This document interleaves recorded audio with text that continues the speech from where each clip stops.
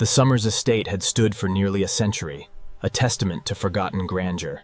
Now, only the wind remembered its name. The late afternoon sun offered little warmth on Old Quarry Road.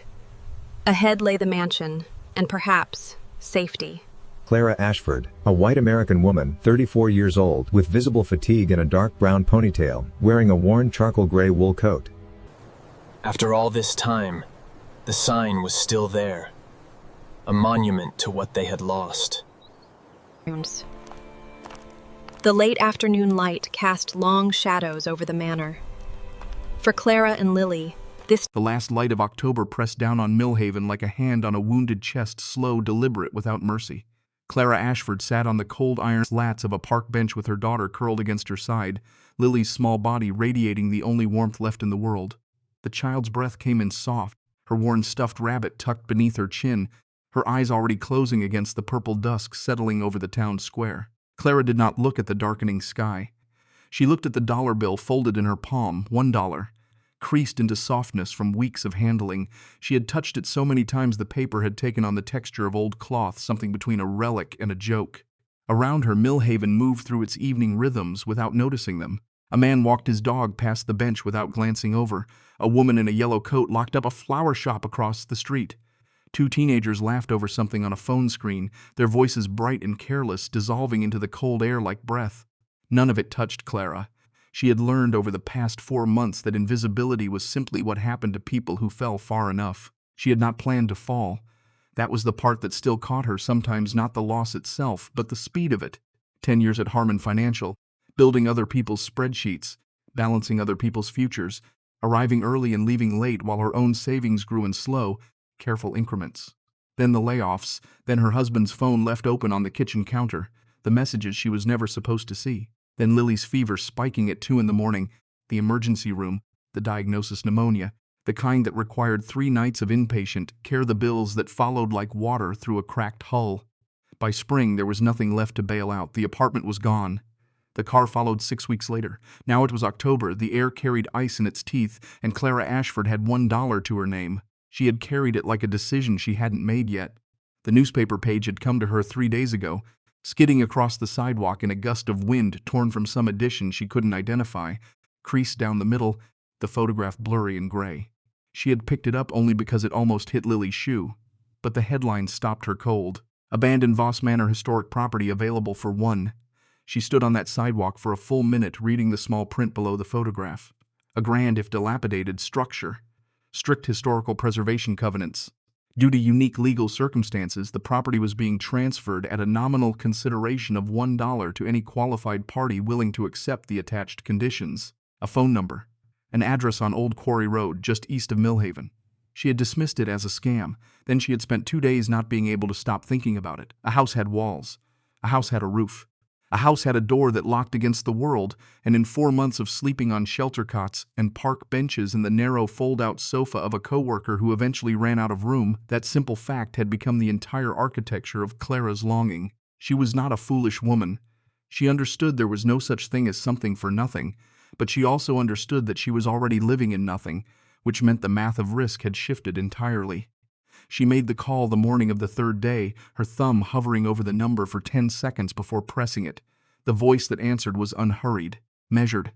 An older man with the kind of diction that came from decades of legal precision. His name was Elliot Marsh. He did not laugh when she asked about the property, though she had half expected him to.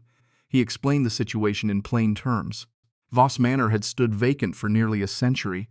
It carried historical preservation covenants that prohibited demolition or substantial alteration of the original structure. It required the new owner to assume full responsibility for all repairs, all taxes, all future maintenance.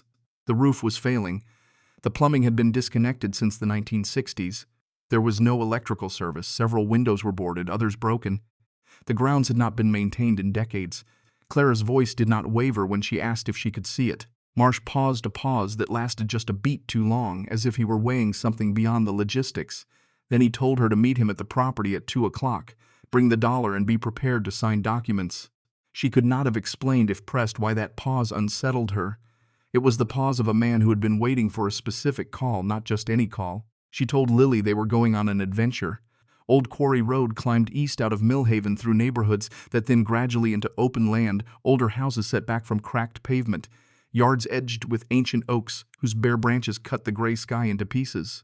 Clara carried Lily for the last half-mile when the child's legs gave out, her own muscles burning with the effort, her breath coming in white clouds. She did not put her daughter down. She kept walking. Voss Manor appeared at the end of a long gravel drive nearly swallowed by overgrown boxwood hedges and Virginia creeper that had climbed unchallenged across the stone gateposts. Even through the neglect, even through the peeling paint and the boarded lower windows and the section of iron fence that had rusted through and fallen flat into the weeds, the house announced itself. 3 stories of Italianate Victorian architecture, a corner turret rising to a weather vane that had long since stopped pointing anywhere useful, a wraparound porch sagging at one end but still clinging to its carved wooden columns.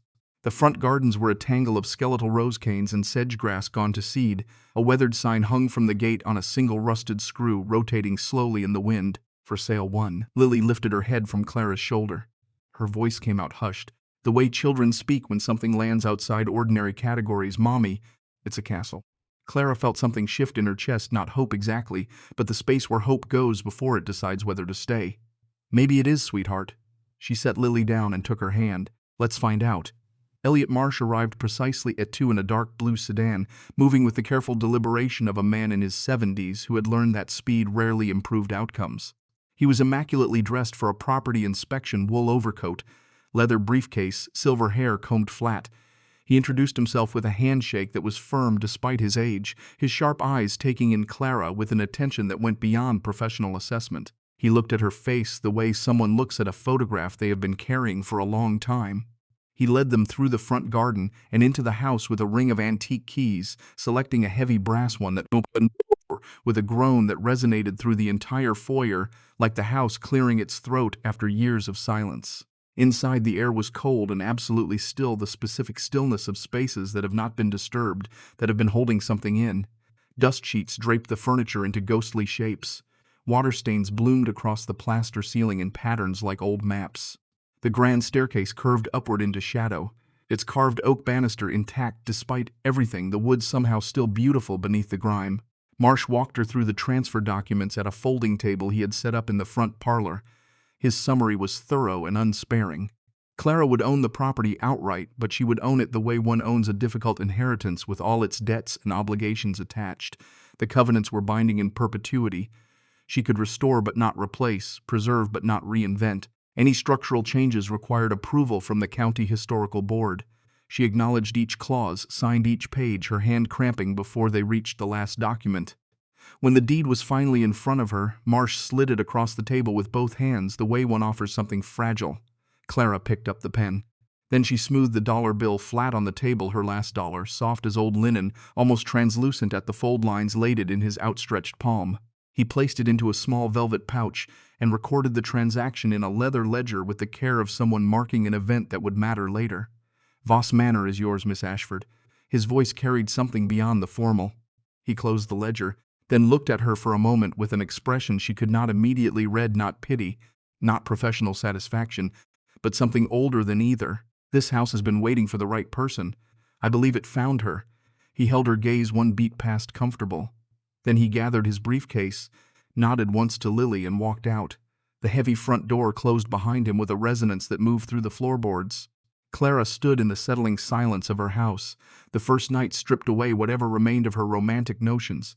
Without power, Voss Manor became a different kind of place after dark, a vast, breathing darkness in which every old timber announced itself, every draft found the gaps in the boards, every distant sound from outside arrived distorted and shapeless through the walls.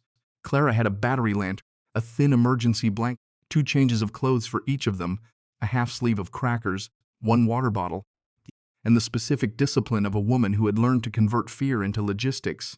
She made a nest for Lily in the front parlor near the base of the cold fireplace, wrapping her daughter in both their coats on top of the blanket, then lay beside her in the dark, listening to the house settle around them. Lily fell asleep with the faith of the very young, completely without negotiation. Clara did not sleep for a long time. She lay on the dusty floor, staring up at the water-stained ceiling and the thin beam of the lantern, running numbers she had run 100 times. Roof repairs, electrical, plumbing. The costs assembled themselves into a wall she could not see over, and beyond the wall was everything they needed to survive winter in a house with no heat source beyond whatever she could improvise. But under all of it, quieter than was something she had not felt in months. They were inside. There were walls. There was a roof damage but present. The world could not reach them without going through a door that she held the key to. It was not enough. But it was the beginning of enough, and she recognized that distinction the way the starving recognize the first small meal not as satisfaction but as the return of possibility. She thought about the house's last owner. Eleanor Voss, Marsh had mentioned in passing during the paperwork, the last person to live here before the vacancy began. Clara had not pressed for details, there had been too much else to process, but the name had settled into her mind with the particular weight of names attached to unfinished stories. She finally slept just before 4 in the morning, Lily's small warmth against her side, the lantern dimming. Morning came gray and bright at once, thin winter sunlight driving through the grimy east-facing windows and laying long pale rectangles across the parlor floor. Lily woke first, stretching herself awake like the child she still was, her fears of the night before already dissolved. Clara rose stiff from the floor and oriented herself through the practical tasks that structure keeps grief at bay: find heat, assess what they had to work with. The kitchen was vast, a professional-scale room built for a household staff that no longer existed, fitted with a cast-iron range large enough to heat a moderate room if she could get it operational. The flue would need clearing, the firebox would need inspection, but the bones of it were intact. More immediately useful, behind the house, half buried in a sprawl of dormant blackberry canes, she found a hand pump well. It took 20 minutes of alternating effort to break the rust free and prime the cylinder, but when water finally came first rusty, then clearing to a pale amber, then running clean, Clara felt something release behind her sternum that she had not known was wound tight. Clean water. It was so fundamental it was almost embarrassing how much it mattered. She filled both their bottles and carried them back inside. Lily, given the freedom of the house in the daylight, moved through it with an exploratory energy that Clara recognized as performance, the child translating the strangeness of their situation into the familiar grammar of pretend. Each room became a province of some invented kingdom. The dining room with its sheeted furniture was a throne room. The library on the east side of the ground floor, its shelves still holding a few dozen old volumes behind glass doors, was the wizard's tower. Lily narrated these designations with the absolute authority of childhood, pulling Clara room by room through a house that revealed itself in layers, plaster ceilings intricately molded and beginning to crack, fireplaces in almost every room with carved marble surrounds, wide plank heart pine floors that had held their structure through a century of abandonment. They were examining the upstairs hallway when Clara heard the knock. Sharp, deliberate. She positioned Lily behind her before opening the front door. The man on the porch was broad-shouldered, somewhere in his early 40s, with close-cropped dark hair going gray at the temples and the kind of weathered, direct face that came from spending decades working outdoors or in situations that required staying alert. He wore work-clothes, canvas jacket, steel-toed boots, and he held a carpenter's tool bag at his side with the ease of long habit. His eyes were pale blue, watchful in a way that was not unfriendly but was not casual either. Owen Merritt. He offered the name without preamble, along with the information that he ran a carpentry and general contracting operation out of a place half a mile down Old Quarry Road. He had seen smoke from the kitchen chimney that morning, the first smoke from Voss Manor in longer than he could easily remember, and had come to see who was finally inside the house. Clara studied him for a moment before stepping back from the door. She had learned over 4 months of navigating unfamiliar people in unfamiliar circumstances to read the specific quality of someone's attention. Owen Merritt looked at the house the way people look at things they have been watching for a long time, with a familiarity that wasn't casual, that carried something unresolved inside it. He moved through the ground floor with a contractor's systematic eye, identifying structural issues with the economy of someone who had assessed many old buildings. The roof section over the east wing, visibly sagging and likely one heavy snowfall from collapse. The main electrical panel so outdated it was a fire hazard in itself. The plumbing, disconnected at the main and requiring full replacement of the supply lines. He spoke without softening any of it. Clara appreciated that. When she asked him directly why he was offering to help because the offer came, unprompted, before she had asked, he was quiet long enough that she thought he might not answer. Then, still not looking at her, "My grandfather made a promise to this house. I'm just keeping it." He said it the way one states a fact that explains everything and nothing simultaneously, and then moved on to discussing the cast-iron range before she could ask him to elaborate. Lily appeared in the kitchen doorway while Owen was examining the range firebox. She assessed him with the frank, unguarded attention of 6-year-olds who have not yet learned to perform indifference. Owen looked back at her with the slight uncertainty of a man not entirely accustomed to children. Lily's verdict came quickly. "Are you going to help fix our castle?" Something moved across Owen's face, not quite a smile, but its precursor. "Might be," he said. "Depends on the owner." He looked at Clara. "What do you say?" Harriet Bloom arrived an hour later with a covered ceramic dish and the unhurried manner of someone who has been waiting for an excuse to visit. She was in her early 70s, round-faced, with white hair pinned loosely and wire-rimmed glasses that magnified her eyes into something owlish and shrewd. She explained as she set the casserole on the kitchen counter, lived in Millhaven her whole life. Her grandmother had been in service at Voss Manor during the Lancaster, years before the family name became Voss, before the marriages and the property transfers of the early 20th century. She had opinions about the house's history and was not going to require prompting to share them. Harriet settled into the one functional kitchen chair Owen had uncovered and began. The house had been something once: formal dinners, political guests from Richmond and Washington, a rose garden that people drove out from town specifically to see in bloom.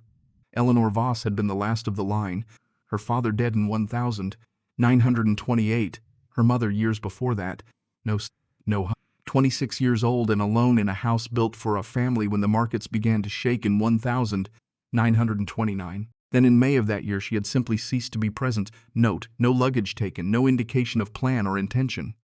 The household staff arrived one morning to find every room as it had been left the evening before, her clothes in the wardrobe, her personal papers on her desk, her automobile in the carriage house. Eleanor Voss had walked out of the world as cleanly as if she had never been in it. The legal disputes that followed had consumed the property for decades, Harriet continued.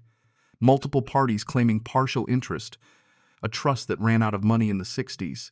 And through all of it, one family had stayed close to the property, watching over it, keeping vandals out, maintaining what could be maintained without funds. She paused here and glanced at Owen with an expression that suggested she expected him to add something. Owen was examining the window frame and offered nothing.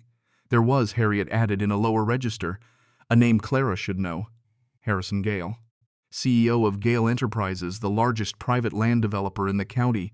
He had pursued Voss Manor through the courts for years, claiming his great-grandfather held some prior arrangement with Eleanor's father that entitled the Gale family to the estate. The courts had dismissed his claim the previous year, finally clearing the way for the dollar sale.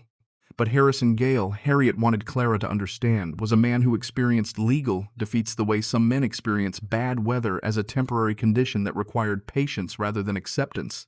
After Harriet had taken her leave with the particular satisfaction of someone who has delivered important information at exactly the right moment, Clara took Lily through the rest of the ground floor with fresh attention.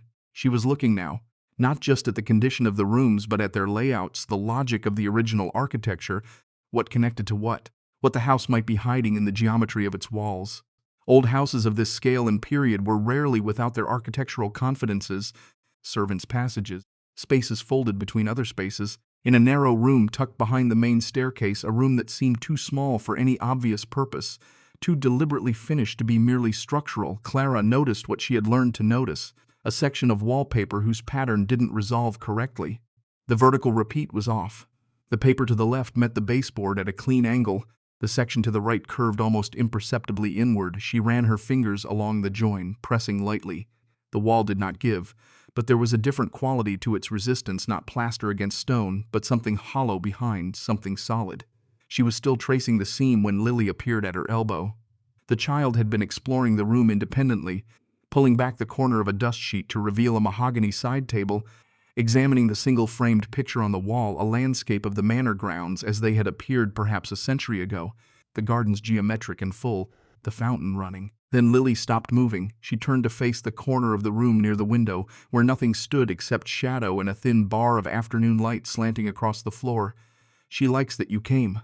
Lily's voice was matter-of-fact, the tone she used when reporting something she considered straightforward. "She says she's been waiting for a very long time." Clara kept her hands against the wall. "Who has, sweetheart?" "The lady." Lily pointed to the empty corner with the certainty of a child identifying something entirely visible to her. "She has a pearl necklace. She says this was her favorite room in the whole house, because you can hear the garden from the window when the roses are blooming." A small pause. "She's happy we're here." The rational architecture of Clara's mind assembled an explanation immediately. a child's imagination filling the unfamiliar with the familiar. Lily was 6. 6-year-olds populated empty spaces. Clara turned back to the wall and continued her examination. Her fingers found the irregularity near the crown, molding a small protrusion, carved to mimic the decorative pattern but slightly proud of the surface, slightly different in texture under the fingertip. She pressed it. The sound was soft, a single clean mechanical click, the release of a latch held for decades. A section of the wall swung inward on concealed hinges, a door shaped from the wall itself, approximately 3 feet wide, its edges invisible under the wallpaper until it moved. Beyond it, a narrow stone passage angled downward into darkness. Lily made a sound that was approximately half fear, half the purest joy. "Just like in my books," she whispered. Clara switched on her lantern, its beam cutting into air that had not been breathed since she could not calculate when. The passage was cool and absolutely still, the walls rough-hewn stone that predated the house's Victorian-era construction, probably original fieldstone from the property's earlier structures. It sloped down gradually for perhaps 15 feet before opening into a room. The room was square, perhaps 12 feet to a side, its ceiling low enough that Clara moved through it slightly bent. No windows, no connection to the outside air. The lantern light expanded slowly as her eyes adjusted, and what it showed her was a space that had been deliberately, carefully preserved. A heavy oak desk at the center, its surface furred with dust but structurally intact. A high-backed chair pushed neatly beneath it. Along the left wall, a narrow bookcase filled with leather-bound volumes whose spines she could not yet read. Along the right wall, built directly into the stone so that it was as much a part of the structure as the wall itself, a safe iron-faced, fitted with a combination dial and a separate keyhole, its surface dark with age but its door sealed. Lily moved through the space slowly, touching nothing, turning in a circle. Clara approached the desk. She swept her forearm gently across the surface, clearing a swath of dust, and exposed a stack of papers that bound with a faded ribbon the color of dried roses. Beside them lay a small leather journal, open to its first page, the pages yellowed to the shade of old bone. The handwriting was precise, disciplined, the kind of penmanship that came from formal instruction, elegant in the strokes, careful in the spacing. The ink had browned with age but remained fully legible. At the top of the first page, in larger characters than the text below, a date, October 12, 928, and a name, Eleanor. Clara's hand hovered over the journal without touching it. The specific weight of the moment was difficult to locate inside ordinary categories. She was holding, without touching, the private record of the woman who had last occupied this house, the woman who had vanished 94 years ago and left everything behind exactly as it stood. She picked up the journal. She opened it. Beneath the journal, when she lifted it, lay the stack of papers she had noticed before. The topmost document was a formal letter on heavy cream stock, dated February 1929, from a law firm, Marsh, Aldridge & Co., addressed to Miss Eleanor Voss. The summary was in the third paragraph. Urgent matters regarding the Lancaster estate assets, significant holdings requiring immediate protective action, recommendation that Miss Voss act without delay. Clara set the letter down and turned to the papers beneath it. The first was an old photograph, black and white, slightly blurred in the manner of cameras operated by non-professionals. It showed a young woman standing on the Voss Manor porch, her hand on one of the carved columns, her face turned 3/4 to the camera. She wore a cloche hat and a drop-waist dress, a strand of pearls at her throat. She was perhaps 25. Her jaw had a particular set to it, determined, slightly drawn in, as if she were maintaining composure against something pressing on it from inside. Clara recognized the jawline.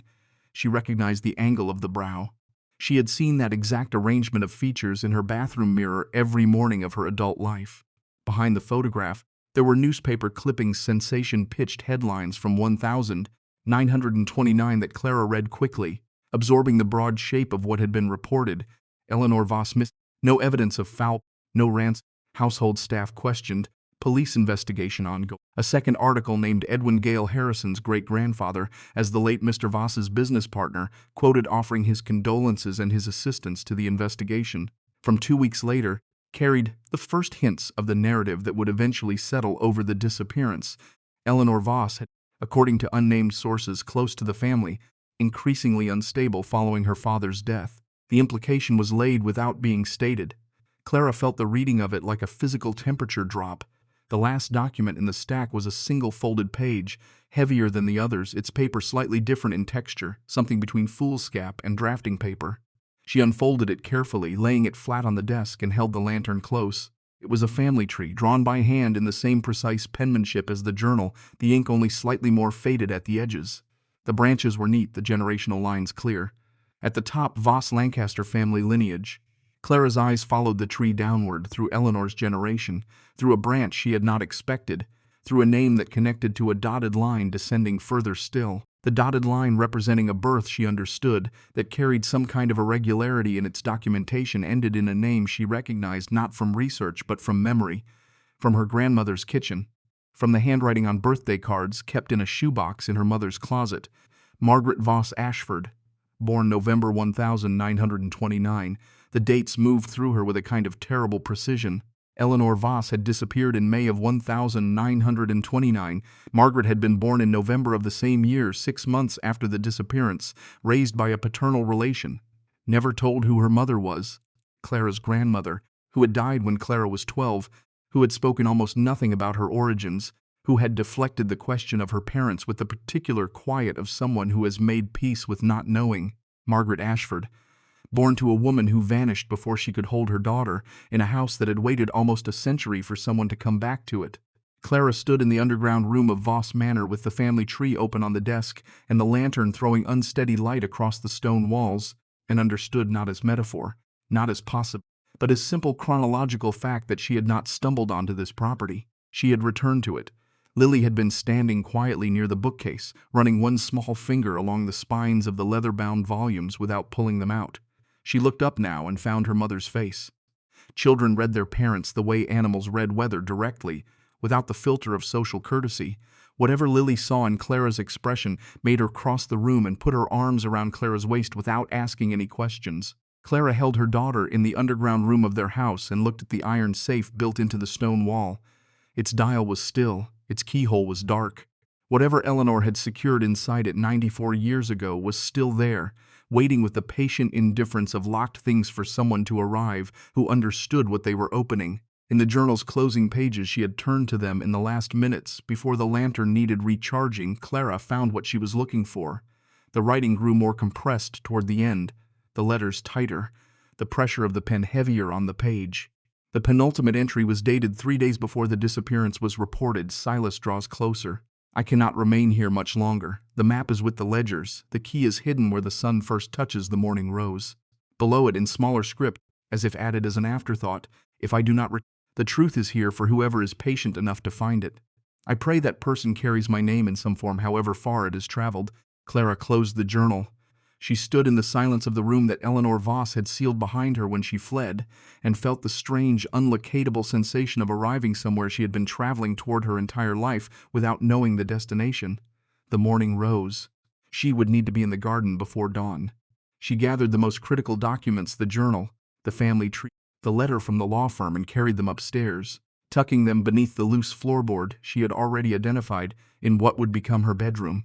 Then she went to find Lily, who had drifted back to the kitchen, and sat beside her daughter in the fading afternoon light of a house that was, exactly where they were supposed to be. Neither of them spoke for a little while. Outside, the wind moved through the dormant rose canes in the garden with a dry, papery sound. Lily leaned against Clara's arm. The iron range, which Owen had gotten operational before he left, ticked quietly as the metal cooled. The house settled around them with the unhurried patience of something that has learned, over a very long time, how to wait. Clara thought about the safe, about the key she hadn't found yet, about a man named Elliot Marsh whose pause on the phone had lasted exactly the length of recognition. She thought about Lily in the corner room, pointing at empty air with perfect certainty. She thought about a woman who had vanished into necessity in May of 1929, and a daughter born 6 months later who never knew her name. $1, Clara thought, looking at the walls of her house, the price of everything that was always ours. Clara did not sleep that night so much as wait through it. She read Eleanor's journal by lantern light until the battery warned her to conserve it, then lay in the dark of the upstairs bedroom with Lily breathing softly beside her, letting the entries reassemble themselves in her mind. The woman who emerged from those pages was nothing like the unstable figure the old newspapers had constructed. Eleanor Voss had been precise, observant, coldly clear-eyed about the danger closing around her. She had written of her father's business dealings with a partner named Silas Gale, how her father, in his final months, had grown quiet and watchful, how he had one evening taken Eleanor into the very room where she now kept her journal and shown her where the family's true wealth had been moved. Gold, converted from vulnerable paper holdings before the markets could swallow them. Bonds, jewelry that had passed through 4 generations of Voss women. Her father had trusted no one else with the knowledge. He had been dead within the month. The entries grew tighter after that. Eleanor described Silas Gale's transformation from partner to predator, the visits that became more frequent, the questions that became less courteous, the way he began to speak of the estate as if its transfer to him were merely a formality awaiting her signature. She wrote of a lawyer who was helping her, of documents being prepared, of a plan taking shape. She wrote once of someone she called only a name she would not commit fully to paper even in her own private record, with a tenderness that stood out against the fear like a candle against a dark window. Then the final entries and the clue about the morning rose and the silence that had lasted 94 years. Clara rose before the first gray touched the windows. She dressed in the cold, layered both their coats over Lily so the child would stay warm if she woke, and left a note weighted under the water bottle explaining where she had gone. Then she stepped out into the pre-dawn dark of the garden. Owen was already there. He stood at the edge of the overgrown rose beds with a thermos in one hand, his breath clouding in the black air, as if he had known she would come out at exactly this hour. He did not ask how she had slept. He handed her a paper cup, poured coffee into it from the thermos, and nodded toward the tangle of dead canes at the garden's center, where a single ancient rootstock rose thicker than the others, its woody trunk gnarled into shapes that suggested decades of deliberate cultivation followed by decades of neglect. "That's the old show rose." His voice was low, pitched for the stillness. "My grandfather kept it alive as long as he could. The rest went wild, but that one somebody wanted to survive." He glanced at the eastern horizon, where the darkness had begun, almost imperceptible to thin. Eleanor wrote about the morning rose. "This is where the first light hits, always has been. The sun doesn't change its habits." Clara looked at him over the rim of the cup. "You've read the journal?" "No." He met her eyes without flinching. "But I know what's in it. My grandfather told my father." "My father told me." A muscle moved in his jaw. "There's something I should have told you yesterday. I've been turning it over all night, trying to decide if it was mine to say." He set the thermos down on a flat stone. "Eleanor Voss didn't die in 1929. She got out, and my family knew." The words landed in the cold air between them with a weight that took Clara a moment to absorb. "For a long time. Under another name, somewhere far from here, I don't know where. My grandfather never said, and I think that was the point. She wrote too often. A letter every few years. No return address. Always asking the same thing. Was the house safe? Was it still standing? Had anyone come back to claim what belonged to the family?" Owen's eyes moved across the dark shape of the manor behind them. "My grandfather made her a promise that the Merritts would watch this house until the rightful heir returned. He kept it. My father kept it.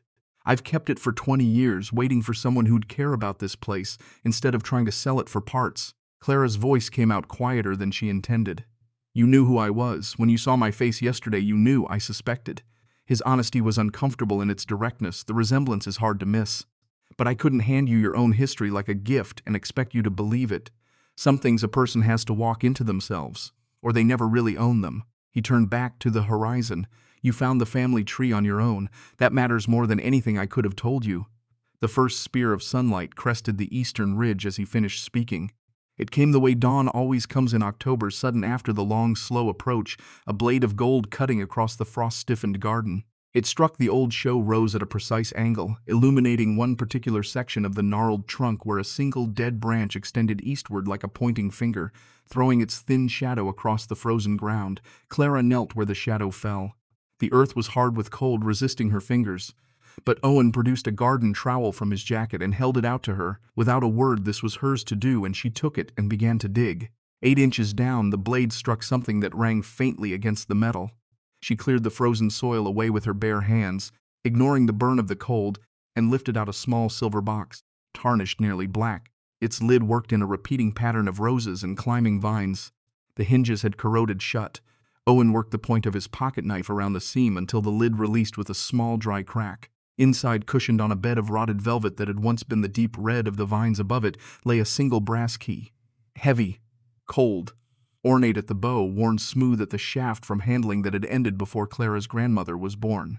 She held it in her palm and felt the improbable continuity of it, that this small object had waited in the frozen ground through wars, through the collapse and rebuilding of an entire century, exactly where a frightened young woman had buried it at dawn, for someone who would carry her name in some form. however far it had traveled. "Let's get inside," Owen said quietly, "before the whole road wakes up and starts wondering what we're doing in the garden." They were halfway back to the house when the sound of an engine reached them from the long drive. A sleek black sedan, immaculate and out of place against the dilapidated grounds, rolled to a stop before the sagging porch. The man who emerged wore a charcoal suit that had never known a wrinkle, his silver-streaked hair cut with expensive precision, his whole bearing announcing that he was accustomed to being the most important person in any space he entered. Clara knew before Owen said the name under his breath exactly who this was. Harrison Gale approached with the unhurried confidence of a man who believed the outcome was already settled and was merely here to formalize it. His smile arrived first, professional and warm at the surface, entirely absent from his eyes. He introduced himself, extended congratulations on her acquisition that carried the faint chemical aftertaste of contempt, and produced a folded document from inside his jacket.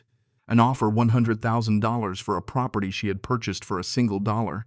A generous figure, he wanted her to understand, for a derelict structure that would consume millions to restore properly. Encumbered with legal complications a woman in her particular circumstances was ill-equipped to navigate. Clara did not reach for the paper. "I'm not selling, Mr. Gale." Something flickered behind the smile, not quite anger, more the momentary recalibration of a man discovering that a variable he had assumed was fixed had begun to move. His gaze traveled over her face with an attention that had nothing to do with the transaction, lingering a beat too long on the line of her jaw, the set of her brow. "This house has a dangerous history, Miss Ashford." His voice had dropped its salesman's warmth, revealing the colder instrument beneath. "People who stand in its way have a way of disappearing from it." He let the silence hold for a moment, then reassembled his smile.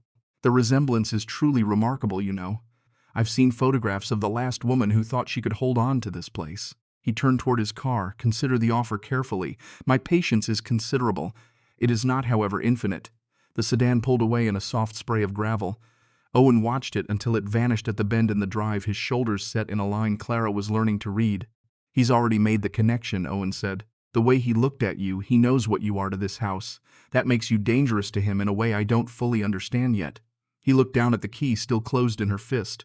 "We need to open that safe before he decides to do something about it." Lily was awake when they came inside, sitting cross-legged near the warm range with her rabbit. Unbothered by her mother's absence, the note had been enough, and the child had the deep security of someone who had decided, somewhere in the past 2 days, that this house was safe. She followed them down the stone passage into the underground room without hesitation, moving through the space as if the route had always belonged to her.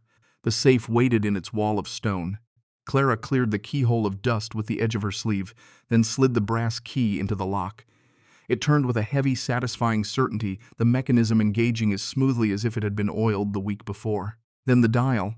She had found the combination in the journal, not written as a combination, but embedded in a line about her grandfather's birthday, a date Eleanor had trusted no one would think to look for. Clara turned the numbers in sequence. The final tumbler dropped with a solid metallic thunk that she felt through the floor. The door swung open. It was not a glittering mountain of coins.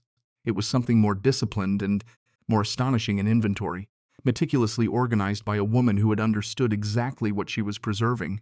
Canvas pouch, each labeled in Eleanor's hand, heavy with gold double eagles minted before 1929. Stacks of bearer bonds bound in ribbon. A flat velvet case, when Clara lifted its lid, revealed jewelry that caught the lantern light and threw it back in fractured colored diamonds.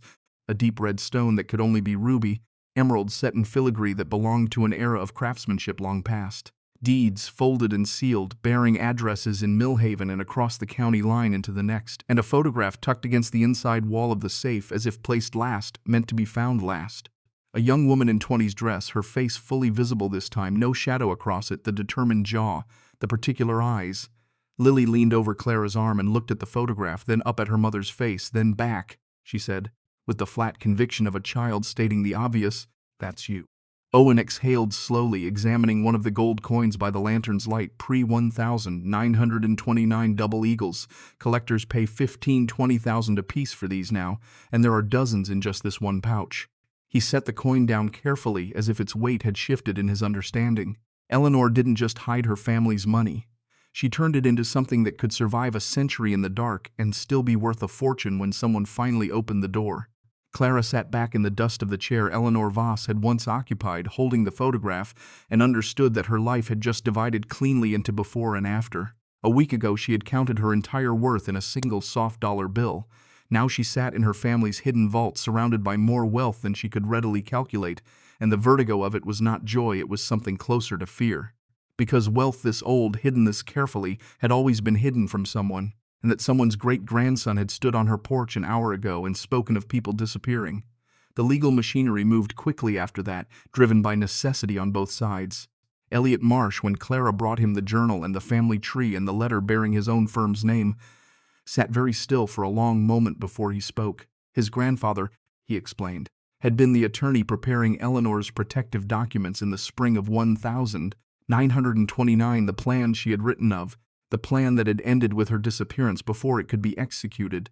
The firm had carried the unfinished matter of the Voss estate on its books for 4 generations, a loose thread no one had ever been able to tie off. Marsh looked at Clara across his desk with the expression of a man watching the end of a story he had inherited without ever expecting to see resolved. "My grandfather believed she was murdered," he said quietly. "He went to his grave believing it. He would have been glad to be wrong. He gathered the documents with careful hands. These establish your lineage beyond any reasonable challenge, Miss Ashford.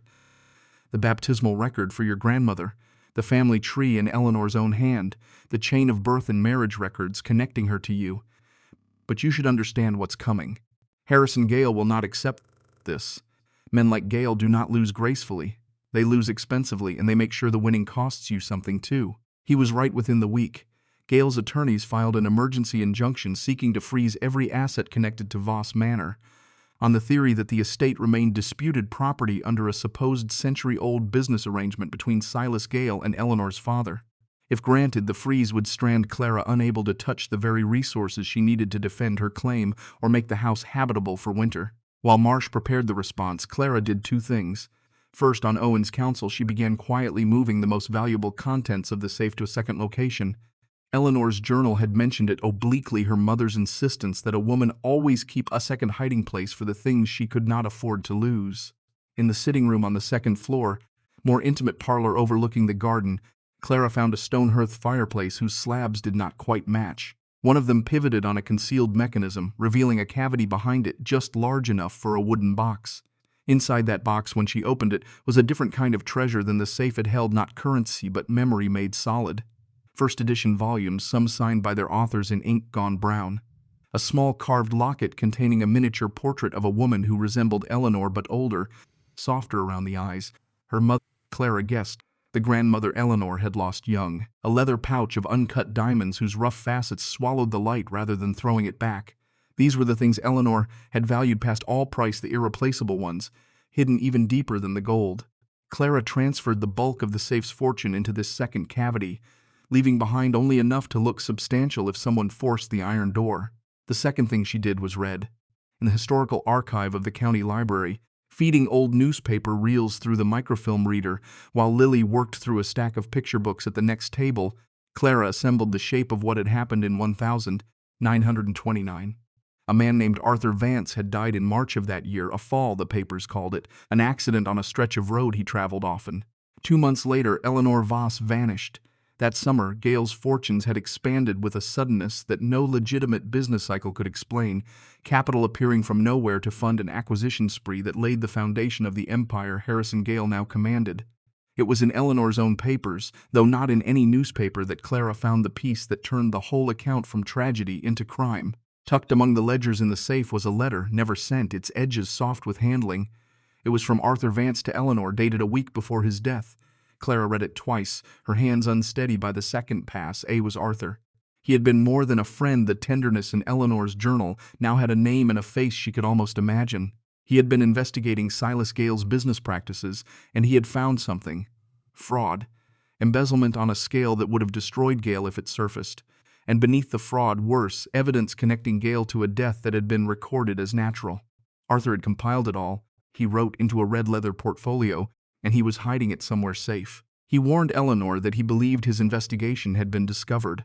If anything happened to him, she was to take the evidence and run, not to fight, not to expose it herself, but to survive and wait. "The truth keeps better than we do," he had written. "Outlast him, that is how we win." Something had happened to him, and Eleanor had run. Clara searched the underground a second time, then a third, looking for the red leather portfolio. She did not find it. Either Eleanor had taken it when she fled, or it had never made it into the house at all, or it waited still in some corner of the manor she had not yet uncovered.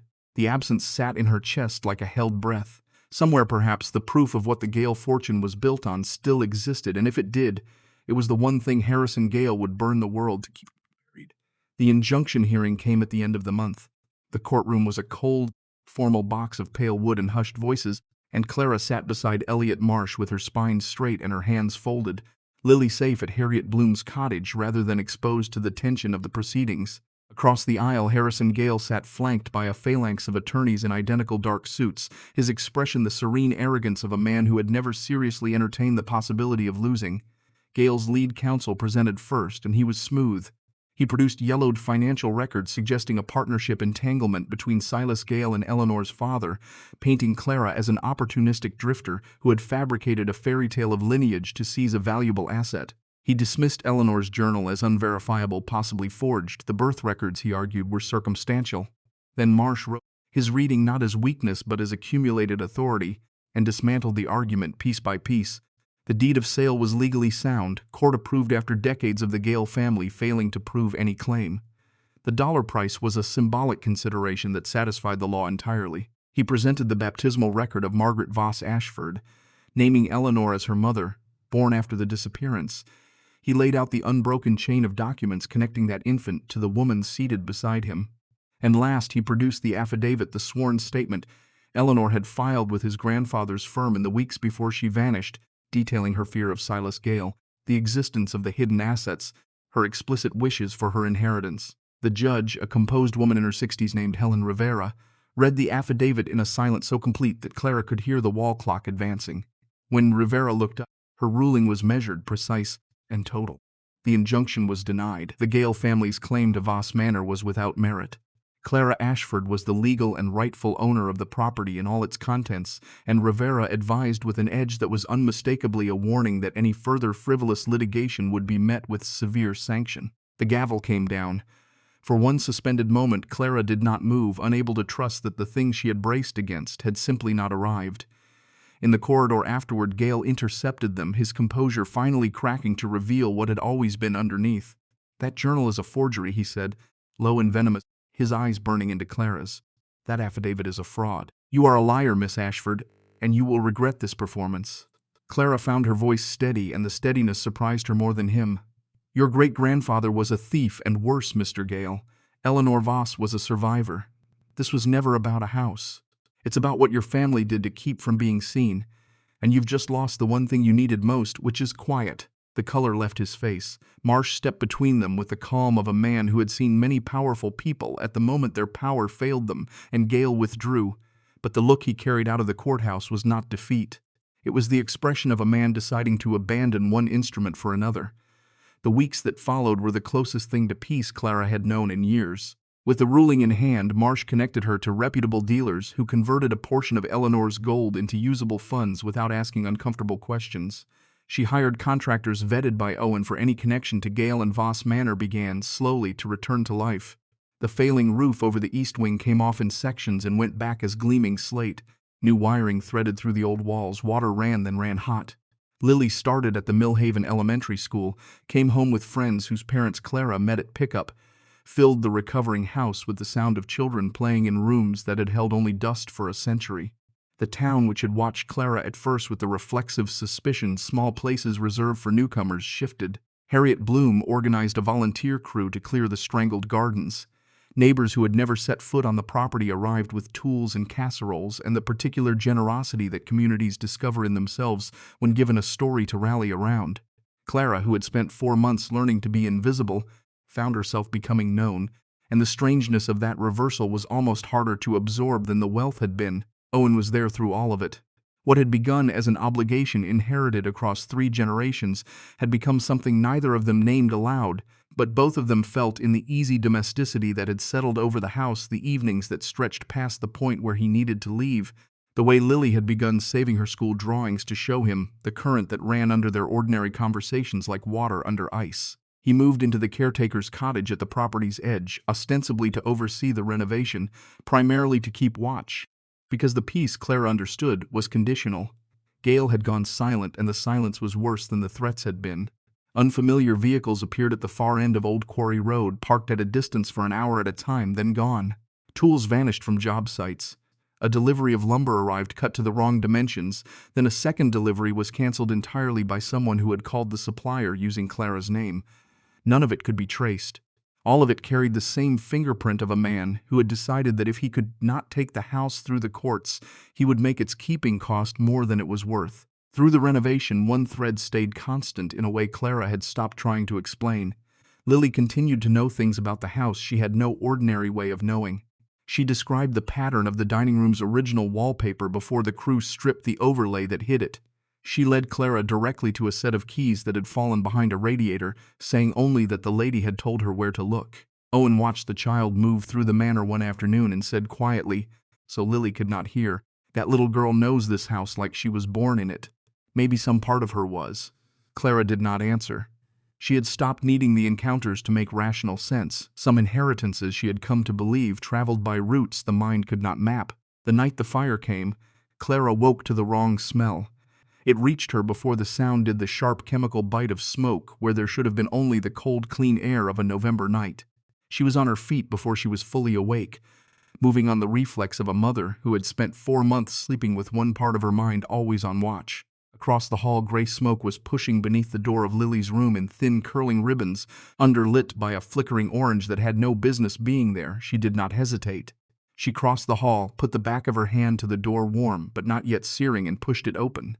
Lily was sitting up in bed, her eyes wide and frightened but clear, her rabbit clutched to her chest. The smoke was thicker here, rolling along the ceiling, but the flames had not reached the room itself.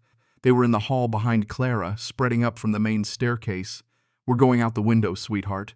Clara kept her voice level, stripped of the terror running underneath it, because she had learned that a child borrows her calm from the adult holding her, just like a game. "Hold on to me." They had practiced this in the abstract way of a woman conditioned by homelessness to rehearse every exit. Lily nodded, trusting, and let Clara gather her up. The window opened onto the sloped roof of the conservatory below, a manageable drop for someone who knew how to control it. Clara helped her daughter through the frame and out onto the cold slate, holding both her small hands, and below them, running across the frost-white lawn with his face lit by the growing fire, came Owen. He had been patrolling the grounds. He reached the base of the conservatory as Clara guided Lily to the roof's edge.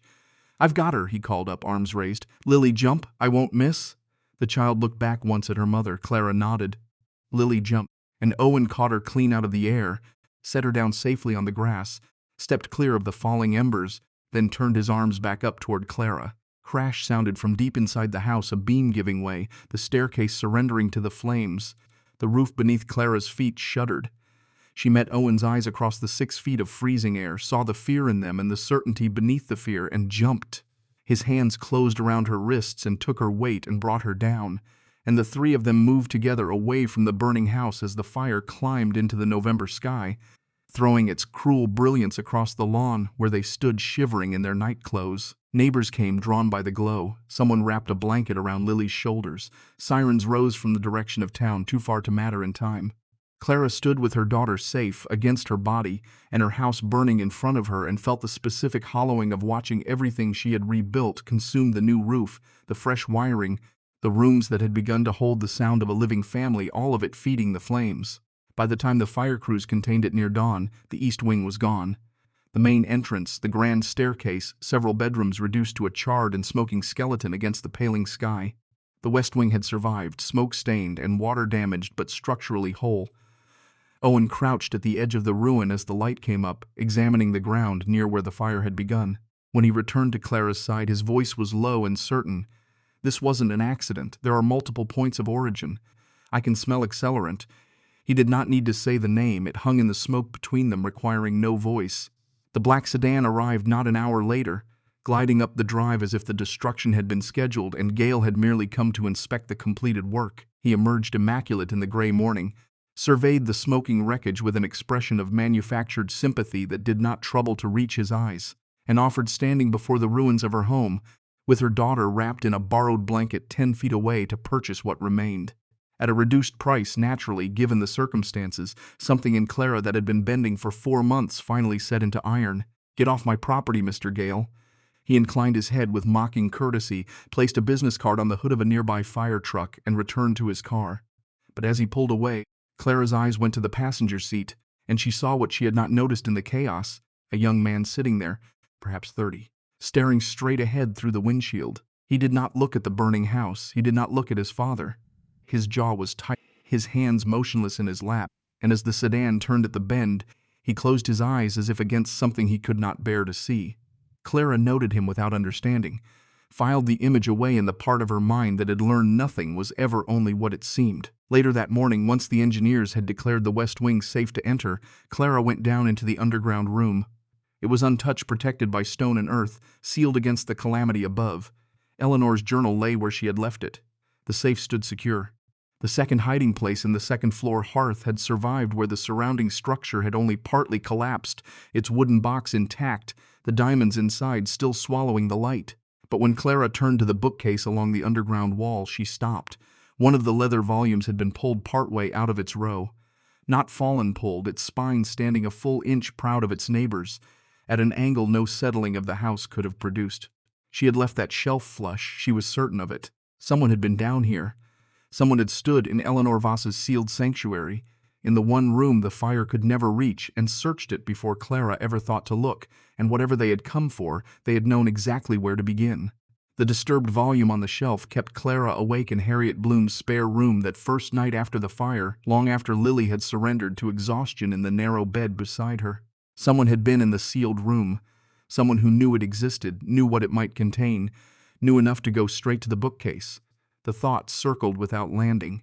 She had told Owen, and Owen had gone quiet in the particular way he had when he was fitting a new fact against everything he already knew, and neither of them had reached a conclusion by the time the night gave out. Harriet had opened her cottage without a moment's hesitation, the way she seemed to do everything as if generosity were simply the natural resting state of a person, and stinginess the thing that required explanation.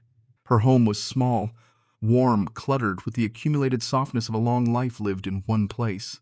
Lily, resilient in the way children are, when the adults around them refused to fracture, treated their displacement as an extension of the adventure. She asked each morning when they could go back to the castle, and Clara each morning gave the same honest answer: soon, sweetheart, when it's safe again, when we've decided what it should be. That last clause had begun as a deflection. It became, over the following days, the most important question of Clara's life. She had spent the weeks before the fire trying to restore Voss Manor to what it had been: a faithful recreation of a lost grandeur, a monument to a history she had only just discovered was hers. Standing in the ashes of that effort, she found the ambition had burned away with the East Wing, leaving something clearer in its place. She kept returning to a line in Eleanor's journal, an entry written after her father's death, when the future of the estate had been a shadow gathering at the edge of everything. A house is not its walls and its roof. It is the purpose that fills it, the lives it shelters, the promises it keeps. If these walls should fall, the spirit of home survives wherever we build it new. Eleanor had written those words in fear, watching her world contract toward catastrophe. Nearly a century later, they arrived in Clara's hands like an instruction she had been waiting to receive. When Owen came by the cottage that evening, she had spread her ideas across Harriet's kitchen table in sketches and lists, her eyes bright with a purpose that had nothing to do with recreating the past. She did not want to rebuild Voss Manor as it was. She wanted to rebuild it as what it could become: a refuge, a place for women and children in the exact circumstance she had climbed out of: single mothers with nowhere to go, families displaced by hardship or by the kind of danger that leaves no forwarding address, private apartments in the new construction, shared kitchens where residents could learn skills that translated into work, a daycare so that a mother could interview for a job without choosing between the appointment and her child. Everything, in short, that Clara had needed and not found in the 4 months she and Lily had slept on benches and shelter cots. Owen studied the sketches for a long moment. When he looked up, the slow certainty in his face told her the answer before he spoke it. The Gales wanted this fortune so they could keep it for themselves, turning it into the one thing that undoes what they built. He set the paper down gently. Eleanor would recognize that. It's the same move she made. Outlast them, then turn what they wanted against everything they stood for. Elliot Marsh embraced the plan with the energy of a man handed a chance to finish work his own family had begun 4 generations back. He guided Clara through the formation of a nonprofit, the Eleanor Voss Foundation, and navigated the historical covenants so that the surviving West Wing could be restored as headquarters, while new residential construction rose on the footprint of the ruined East. He brought in a development consultant who specialized in giving old buildings second lives, and the plans took shape over a series of evenings that felt increasingly less like recovery from disaster and more like the arrival at a destination. Gale stayed silent through the planning. No lawsuits, no sabotage. The vehicles stopped appearing at the end of Old Quarry Road. The silence should have reassured Clara. Instead, it kept her watchful, because she had learned the shape of Harrison Gale's quiet, and it had never once meant surrender. The answer to that silence walked up to her at the construction site on a cold, clear afternoon 3 weeks before the foundation's opening. She recognized him before he introduced himself, the young man from the passenger seat of the sedan, the one who had closed his eyes against the burning house.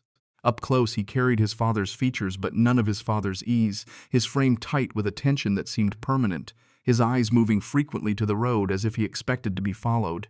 Daniel Gale. He asked to speak with her privately, and Clara, suspicious but unwilling to turn away a man who had looked the way he'd looked in that car, brought him into the site trailer, with Owen positioned just outside the door. What Daniel had come to say did not come easily. His father, he explained, had raised him to inherit an empire, and for most of his life Daniel had assumed the empire was simply what it appeared to be: successful, ruthless in the ordinary way of successful things, but built on nothing worse than ambition. Then he had begun asking questions his father did not want asked. He had been quietly cut out, distrusted, moved to the margins of a business he was supposed to someday run. And in that marginal position, with time on his hands and access no one thought to revoke, he had gone looking through the oldest files in the family's private archive. He reached into his coat and withdrew a leather portfolio. The leather was deep red, cracked with age, its corners worn soft. "I found this in a vault my great-grandfather sealed in 1929, Daniel said, his voice unsteady with the weight of what he was doing. Silas Gale kept it. He kept it because destroying it would have been an admission, and he was arrogant enough to believe he'd never be caught. He set it on the table between them. It's everything Arthur Vance compiled before he died. Fraud, embezzlement, and the arrangement my great-grandfather made to have Vance killed and made to look like an accident on the Millhaven Road." His hands were shaking now, and he pressed them flat against the table to still them. "My family didn't build its fortune. It stole it over a dead man's body, and every dollar since has grown from that root. I can't be the next one to pretend I don't know." Clara opened the portfolio with a reverence that surprised her. Inside, in the fading hand of a man who had died 94 years before she was born, was the proof Eleanor had fled to protect, the evidence Arthur Vance had gathered and hidden and paid for with his life, preserved across a century by the very family it condemned. The truth had kept better than any of them. It had outlasted every person who ever tried to bury it, exactly as Arthur had promised it would. "Why bring it to me?" Clara asked. "You could have burned it. No one would ever have known it existed." Daniel met her eyes, and for the first time the tension in him eased into something like resolve. "Because you turned a stolen fortune into a shelter. My father would have kept it in a vault. You want to give it away to people who have nothing." He stood, gathering himself to leave. "I don't want his empire. I want to be able to look at what my name means and not be ashamed. This is how I start." He extracted only one promise: that his role in delivering the evidence remained confidential until the law required otherwise, and then he was gone, leaving the red portfolio on the table like a debt finally brought to the right door. Marsh took the portfolio to federal authorities within the week. The evidence of Arthur Vance's murder was too old to prosecute directly, but the pattern it exposed and the arson investigation it lent new weight to opened a door that had been closed for generations. Gale Enterprises came under federal scrutiny. The old fraud, layered against the fresh crime of the fire, assembled into a case that Harrison Gale's considerable resources could delay but not dissolve.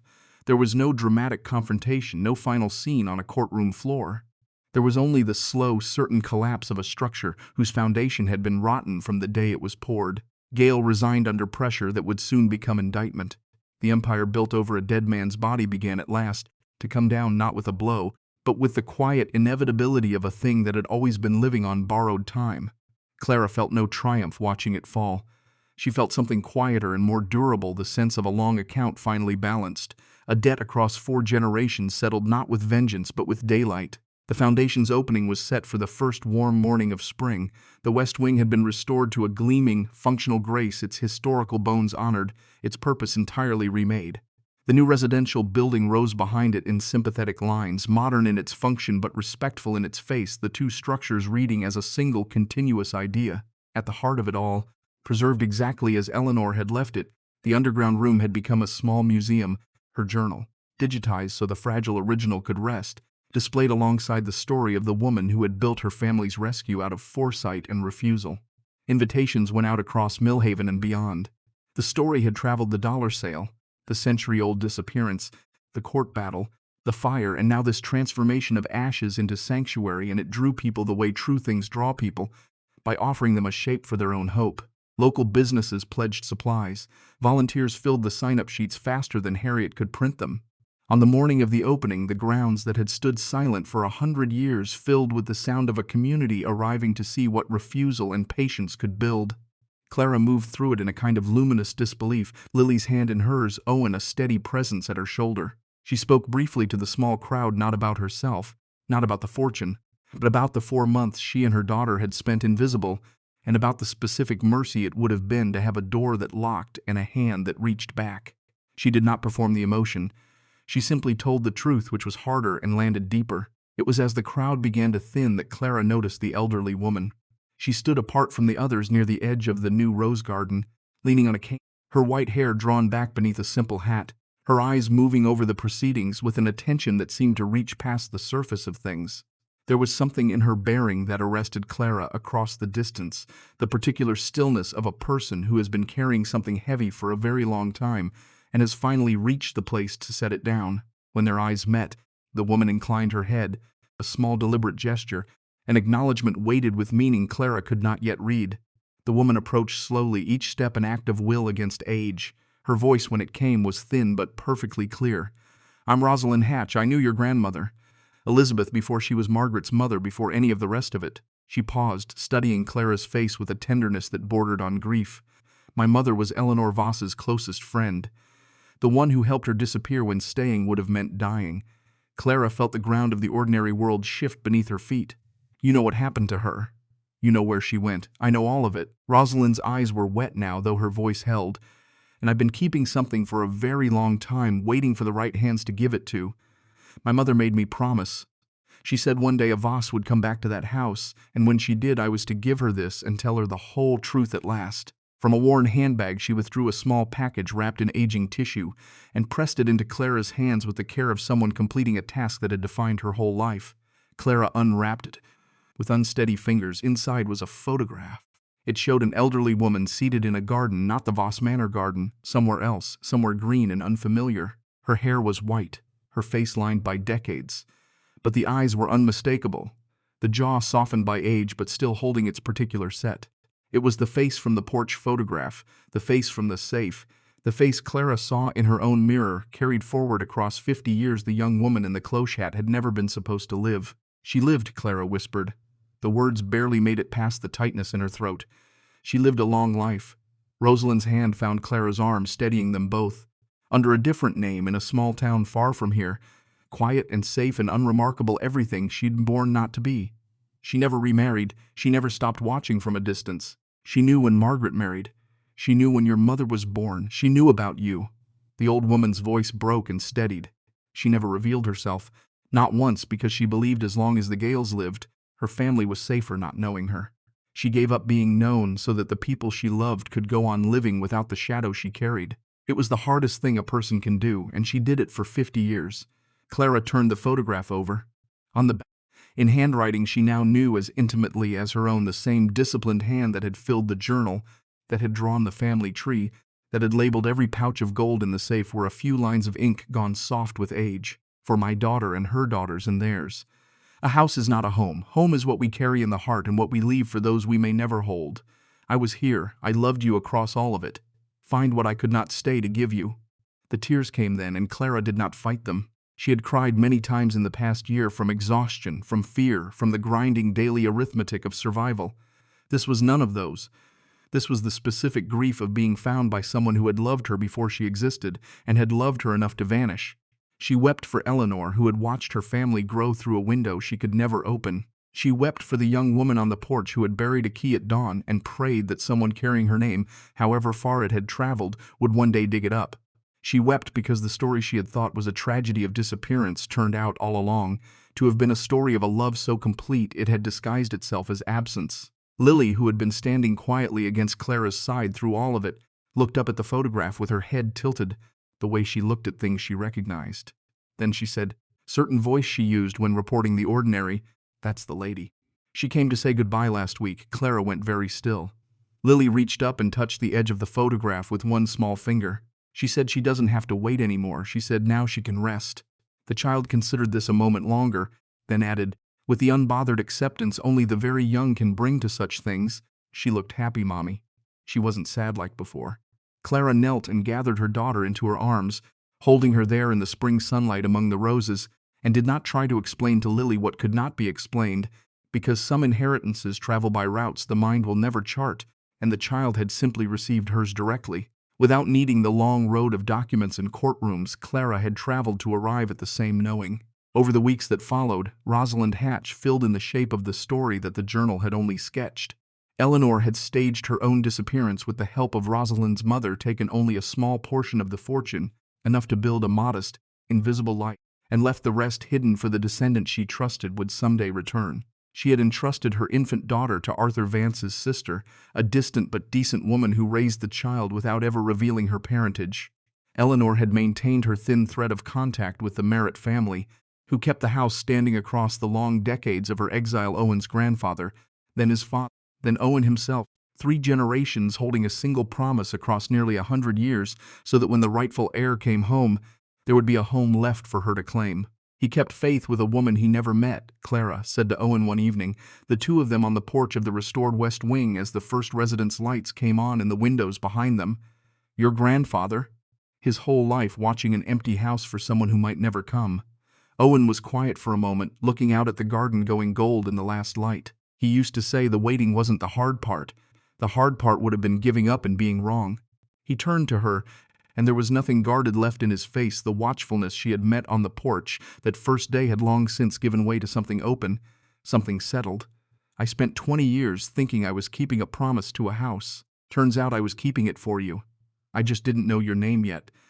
The Eleanor Voss Foundation took its first families that spring. A mother and 2 young children who had been sleeping in a car 3 counties over.